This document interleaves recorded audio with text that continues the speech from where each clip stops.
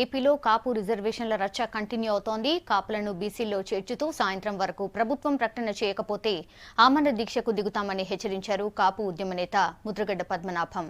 అటు ఘటనపై విచారం వ్యక్తం చేసిన సీఎం చంద్రబాబు ఆందోళనకారులు శాంతించాలన్నారు. కాపులను బీసీలో చేర్చేందుకు తాము సిద్ధంగా ఉన్నామన్నారు. దీనిపై ఏర్పాటు చేసిన కమిటీ రిపోర్ట్ ఆధారంగా నిర్ణయం తీసుకుంటామంటున్నారు సీఎం చంద్రబాబు.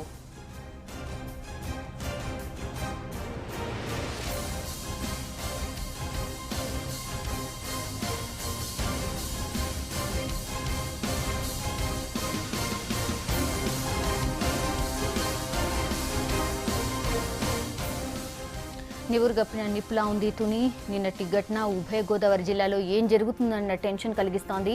తూర్పు గోదావరి జిల్లాలో 144 సెక్షన్ కొనసాగుతోంది. జిల్లా వ్యాప్తంగా భారీగా పోలీస్ బలగాలు మోహరించాయి.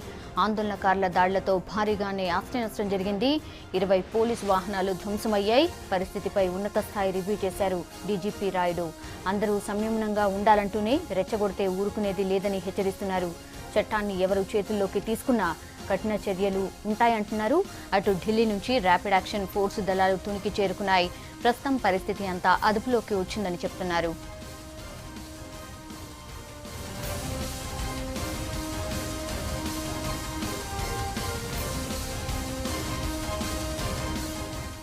ఇక ఆందోళనకారుల చేతుల్లో ధ్వంసమైన రైలు బోగీలను తరలిస్తున్నారు అధికారులు.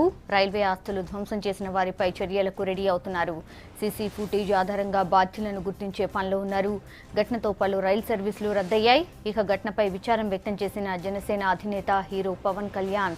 కేరళలో సినిమా షూటింగ్లో ఉన్న పవన్ హైదరాబాద్కు వచ్చారు. వరుస పరిణామాలపై ఇవాళ మీడియాతో మాట్లాడే ఛాన్సెస్ ఉన్నాయి.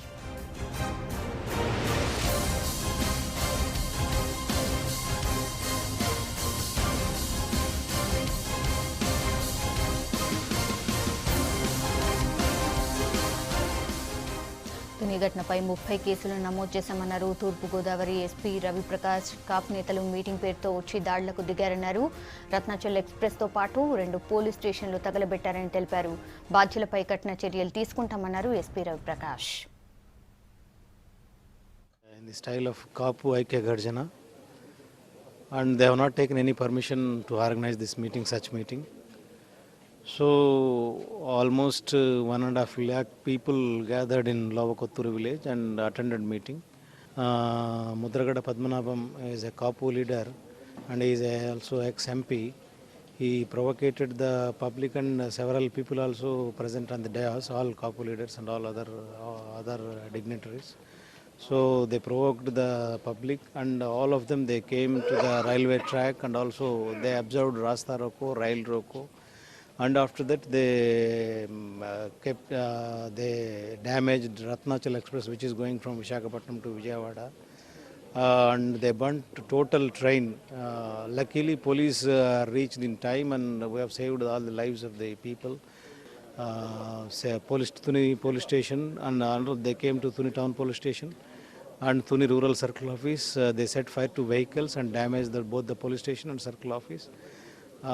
They did all unlawful things since 8 o'clock, and after that we gathered all the police force and we take the stock of the situation, and now we are doing patrolling in entire area.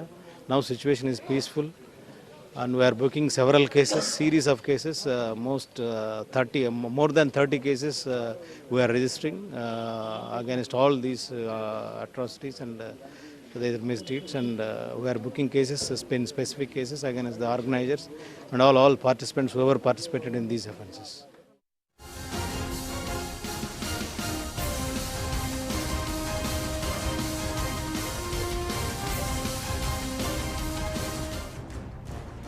తునిలో తాజా పరిస్థితిపై పూర్తి details Srinivas అందిస్తారు. Srinivas, over to you.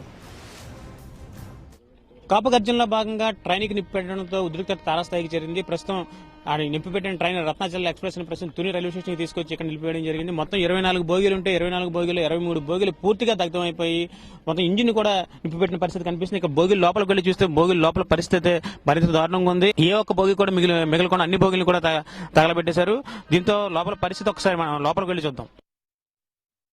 Train లోపల భాగంలో ఉన్న ప్రస్తుతం మనం Ratnachal express engine తర్వాత ఉండే తొలి బోగి ఇది. ఇక్కడ నుంచి మొదలు పెట్టుకుని మొత్తం 23 బోగీలన్నీ కూడా పూర్తిగా అగ్నికి ఆహుతి అయిపోయిన పరిస్థితి కనిపిస్తుంది. ఇందులో ఏ ఒక్కటి కూడా ఎందుకు పనికిరాని కనిపించే స్థితిలో కనిపిస్తున్నాయి. మొత్తం టాప్ నుంచి టాప్ చూస్తే బాటం చూసినా ఏం చూసినా మొత్తం అంతా కూడా అగ్నికి ఆహుతి అయిపోయింది పూర్తిగా.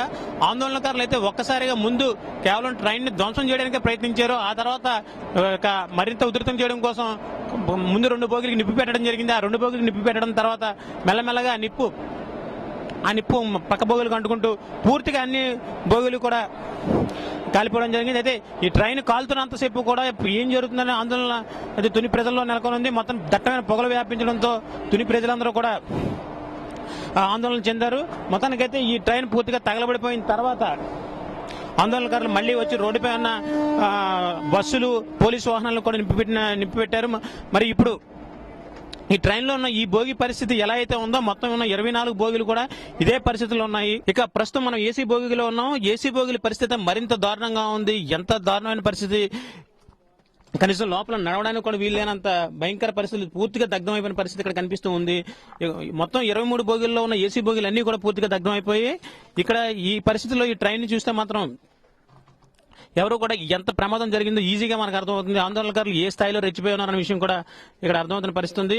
మొత్తం ఇందులో ఉన్నవారు అందరినీ కూడా పరుగులు పెట్టించి మరి ట్రైన్కి నిప్పు పెట్టారు. అధికారులు అయితే మాత్రం ఈ ట్రైన్ తగలబడుతున్న సమయంలో దగ్గరికి ఎవరు వచ్చినా సరే వారిని కూడా పరుగులు పెట్టించడంతో ఏమీ చేయలేని పరిస్థితి నెలకొని ఉంది. ఇలాంటి పరిస్థితుల్లో మొత్తానికైతే రత్నాచల్ ఎక్స్ప్రెస్ పూర్తిగా దగ్ధమైపోయిన పరిస్థితి. దీంతో మొత్తంగా ఇప్పుడు విశాఖ నుంచి విజయవాడ నుంచి రాకపోకలు సాగిస్తున్న పలు ట్రైన్లన్నీ కూడా నిలిచిపోయాయి. చాలా ట్రైన్లు ఆలస్యంగా నడుస్తున్న పరిస్థితి కనిపిస్తుంది. ఇంతటి దారుణాన్ని అయితే తాము ఇప్పుడు చూడలేదని తుని వాసులు చెప్తున్నారు. అలాగే రైల్వే ప్రయాణికులు కూడా ప్రమాదాలు చూసాం కానీ ఇంతటి విధ్వంసకర పరిస్థితి తాము చూడలేదంటున్నారు. మొత్తానికైతే దీని తాలూకా ఛాయలు ఏవైతే ఉన్నాయి ఈ ఛాయలన్నీ కూడా ఇంకా అలాగే సజీవంగానే ఇక్కడ తుని రైల్వే స్టేషన్లో ఇక్కడ ఉంచడం జరిగింది. రైల్వే అధికారులు మాత్రం దీన్ని ఖచ్చితంగా దీనిపై కేసులు పెడతామంటున్నారు. ఇది చాలా పెద్ద నేరం అని, జాతీయ సంపదను తగలబెట్టడం అనేది సరైన పద్ధతి కాదని, ఆందోళన చేసుకోవడం ఎంతవరకు సమంజసం అనేది ఆలోచించుకోవాలని, ఈ స్థాయిలో ఆందోళన చేయడం మాత్రం అసలు సరైన పద్ధతి కాదంటున్నారు. మొత్తానికి దీనికి సంబంధించిన ఏ ఒక్కరిని వదిలిపెట్టేది లేదని, అందరిపైన కేసులు పెడతామని అంటున్నారు. మొత్తానికి ఏది ఏమైనా ఒక పెద్ద విధ్వంసం మాత్రం తునిలో అధికారులు కానీ అలాగే ఇక్కడ ఎవరు కానీ జీర్ణించుకోలేని పరిస్థితి ఇక్కడ కనిపిస్తుంది. విద్యుడే పర్సన్ Bhaskar, L Srinivas, V6 news, Ratnachal train నుంచి.